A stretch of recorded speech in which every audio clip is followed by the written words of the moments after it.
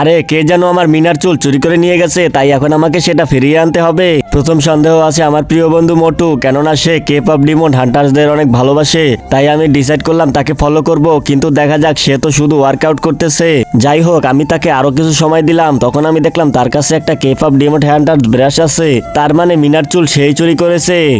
Shutter, আমি জানি তুমি মিনার থেকে চুরি করেছো। ওকে আসো আমার সাথে, আমি সেটা দিয়ে দেবো। এটাই সেটা, মিনার সাইন করা জুতা। দাঁড়াও দাঁড়াও, মিনার চুল কোথায়? মিনার চুল? তুমি মনে করো আমার কাছে এত সুন্দর চুল থাকার পরেও আমি মিনার চুল চুরি করব?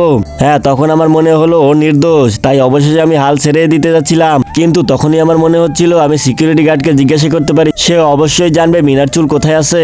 সিকিউরিটি, তুমি কি জানো মিনার চুল কোথায়? হ্যাঁ আমি জানি কোথায় সেটা। তোমাকে তার আগে আমাকে পে করতে হবে। ওকে ফাইন, এই নাও, তোমাকে $100 দিলাম। আরো একটা জিনিস, তার আগে সবাইকে একসাথে লাইক সাবস্ক্রাইব করতে হবে। ওকে সবাই তোমরা এখনই করে দাও।